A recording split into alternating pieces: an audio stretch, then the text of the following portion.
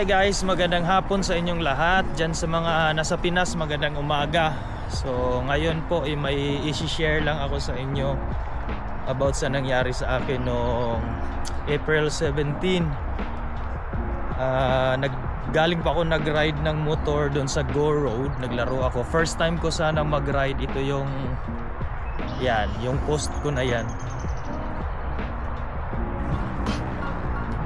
Tapos po nung pauwi na ako ng galing nag-racetrack, ang nangyari is yung gulong ng sasakyan ko is puno ng putik. Tapos naka-offset kasi yung sasakyan, yung gulong ko, so medyo labas siya sa body ng sasakyan, so puno siya ng putik. Ang pagkakamali ko is habang tumatakbo yung sasakyan, hindi ako makabuelo dahil yung putik nga is tumatapon siya, talagang ibagong karwas pa yung sasakyan. So dahan-dahan lang muna ako, at saka nasa 80 km yata ang speed limit doon, pero nasa 40 lang yata ako. So tinitignan ko yung yung side mirror, baka makaistorbo ako sa mga ibang driver. Kaso tahimik yung lugar na yon, walang traffic, so ini-enjoy ko lang. Tsaka ganda ng weather, excited na sana ako umuwi kasi magba-barbecue. Tinawagan ko na si Davey na kasi nasa bahay na siya. Then habang tinitignan ko po yung side mirror, inaantay ko na malinis yung gulong, bigla ako nabulaga doon sa intersection na nandun na pala ako sa intersection ng highway. Tapos hindi ko alam yung nangyari. Tinatry kong magpreno pero hindi ko sure kung ano talaga nangyari. Parang it's too late na talaga, hindi na ako nakapag-react, hindi ko napansin. So mali ko talaga siya, hindi ako nag-attention sa pagdadrive. Nakafocus ako doon, tinitingnan ko yung likod, o siguro dahil pagod na pagod din ako, galing ako nag-practice, naglaro ng motor. So yan yung nangyari guys. Tingnan nyo, wasak na wasak yung sasakyan.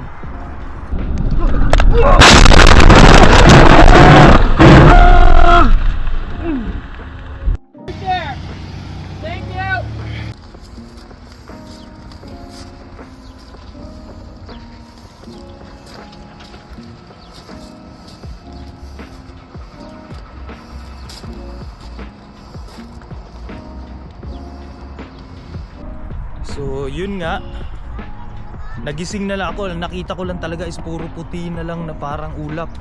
Tapos nagising ako nung naririnig ko na yung mga tao. May mga tao na nagsisigawan sa labas. May narinig akong umiiyak na babae. So nagulat silang lahat. Lumabas ako doon, wala akong sugat. Tapos wala man lang akong galos, hindi man lang ako nasaktan. Talagang yung itsura ng sasakyan guys, hindi talaga maitsura na talagang lahat sila hindi nila ini-expect na buhay pa yung nagdadrive. So salamat sa Panginoon at binigyan pa tayo ng buhay. Kahit yung dumating na yung mga pulis, dumating yung paramedics, yung ambulance, hindi rin sila makapaniwala na talagang walang nangyari sa akin. Tapos ayun, dinala nila ako sa Victoria Hospital. Kinargaan nila ako sa ambulance para ma-check dahil hindi sila naniniwala na okay lang ako dahil sa lakas ng impact. Lahat ng airbag sumabog, yung pumutok lahat ng airbag. Tsaka yung seatbelt ko, nagkatama ako dito, nagmarka yung seatbelt ko sa tapos may kunting galos ako sa paa. Pero yun lang. So far, pagdating ko na sa Victoria Hospital, ayun, mga after 2 hours naramdaman ko na yung sakit. Sabi nga ng doktor, nag-blood test ako, nag-x-ray. Tapos nga ng ibon, nag-blood test, nag-x-ray, lahat ng laboratory. Ganda ng ibon, kinig siya sa vlog ko. Hi. Tapos sabi ng doktor na normal lang daw na masaktan ako ng yung pain daw is tatagal pa daw ng mga ilang linggo dahil sa lakas ng impact. So yun nga, nararamdaman ko siya dito sa kanang chest ko na masakit siya, kaya nagtitherapy ako. Covered naman ng insurance lahat. And no fracture. No fractures, wala, okay lang ako. Yun lang yung impact. Yung Sa daw ka, sila nanay, tatay.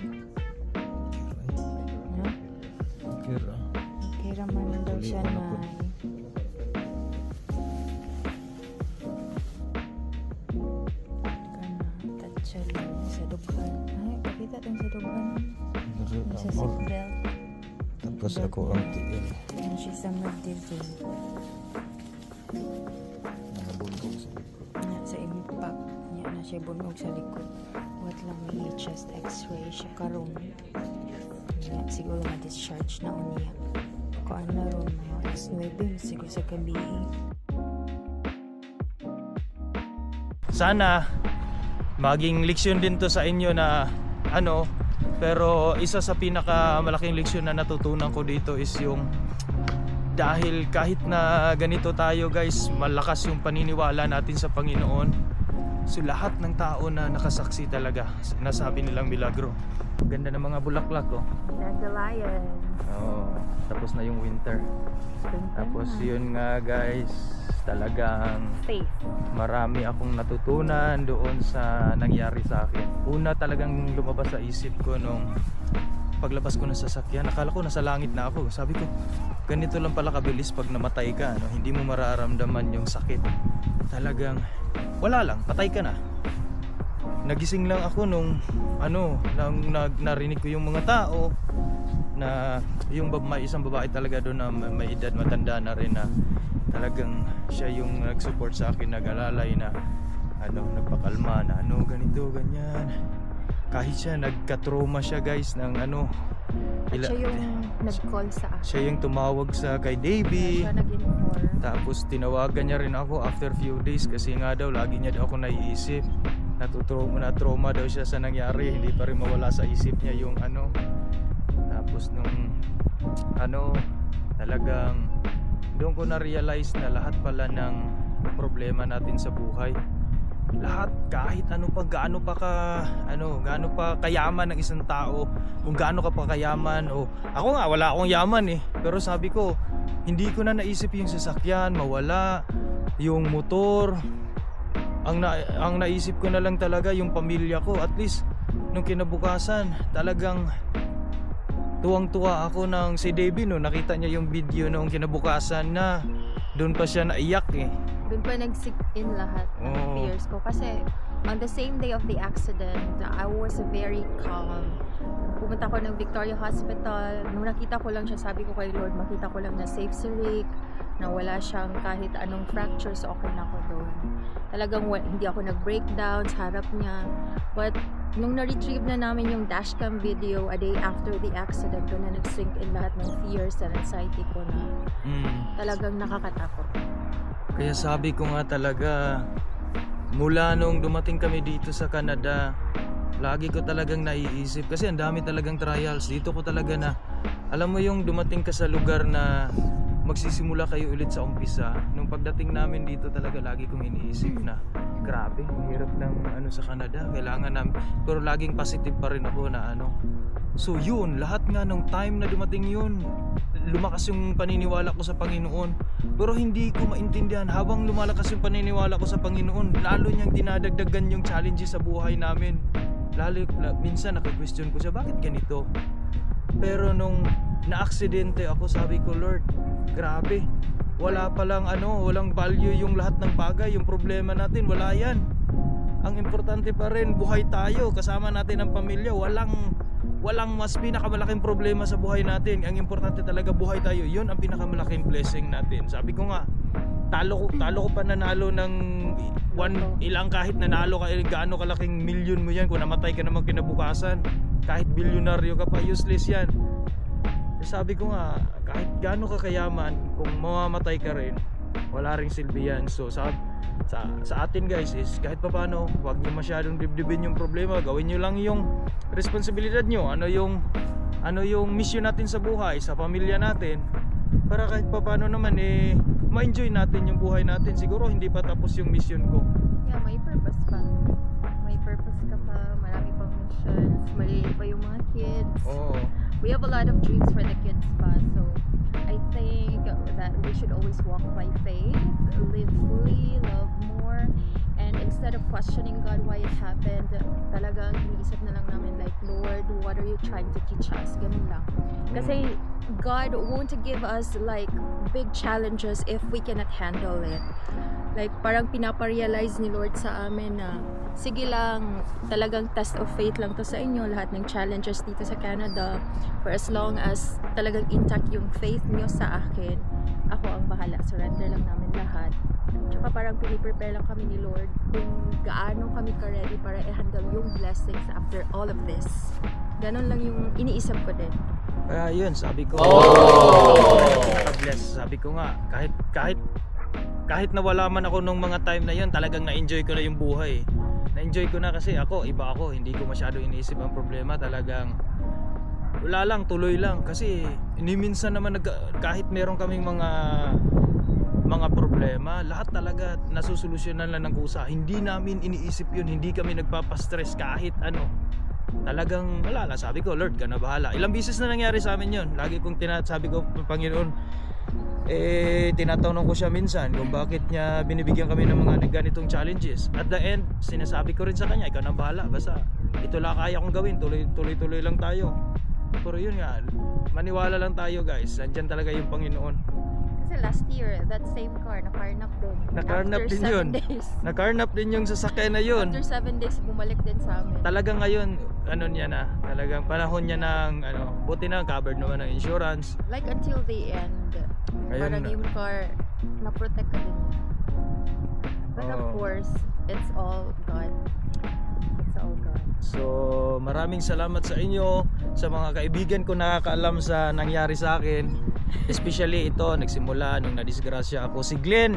Oh, thank you so much. Salamat Yes. Glenn, Karen. Kayo ang Yeah. tinawagan namin ni Davey dahil nga nung sa unang pagkabangga ganito ganyan. Kayo ang nag-response ng anong gagawin namin. Tapos kasi first time namin guys na maaksidente ng ganun ka. Talagang brutal yung nangyari. Tapos sila Of course, sa Team London. sa Team London, sila Chinky, Chinky, sila Donnie, the sila Yokas, Ate Kalay, sila Kuya Jan, sila sila lahat, sila Mapel. sila Kuya. Talagang sinundan nila yung ambulance hanggang makarating ako ng Victoria Hospital. Yeah, kasi tumawag ako agad kay Chinky the moment na tumawag si Rick during the accident. Tapos humingi ako ng tulong sa GC namin. Sabi ko, please, seeking help. Talagang wala akong, I don't have my own car, isa lang yung car namin, so Oh. sharing lang kami. So talagang sila yung on the spot talaga na pumunta doon, nag-convoy sila, and then yun, Yun. sinamahan nila ako sa Victoria Hospital at the Tapos same time. sino pa ba? Maraming gustong tumulong sa amin. Oo. Sila mga kasama ko sa Thank you trabaho. kay Jagger. Jagger, Yeah, thank you shout so out to much Jagger. Thank you for your generosity and generosity. kindness. Pinahiram niya kami Yes. agad ng sasakyan niya. Gamitin niyo muna ito. So, o else si Ming, pahiram siya ng mga tools niya. Kinuha namin ni Glenn yung motor doon sa recovery. Yung sa recovery, sabi niya, grabe milagro nangyari daw kasi first time niya nakikita ng gano'ng itsura ng sasakyan. Kay Kuya Nabuhay pa Rafi. yung nakasakay.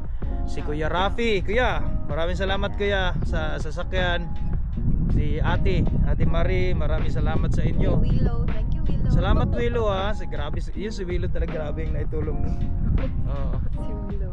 So yun lang Tsaka guys. sa families namin, like collective prayers from our families, isa din yun sa nag-save sa life ni Rick. Yun. Yung ulit-ulit na sinasabi ni Papa na talagang walk by faith lang. Tatagan lang yung faith always. And So, kahit ano tayo, never take safety for granted when you leave home. Talagang prayer and extra careful lang talaga when leaving home. Ganun lang.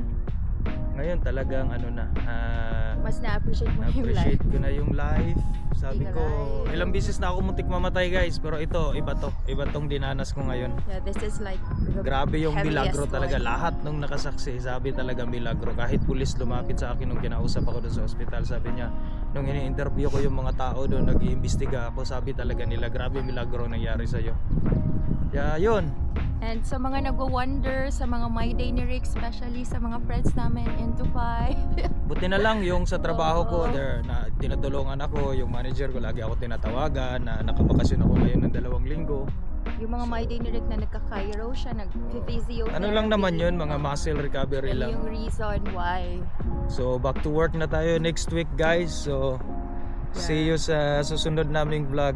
Ingat kayo at Prayers. mag-pray kayo lagi kay Lord kahit ganito tayo ka medyo bad boy tayo. Hindi naman bad boy, pero Bad boy image, but soft pero at heart. magtiwala lang. See ya. Dandalayan. Recording.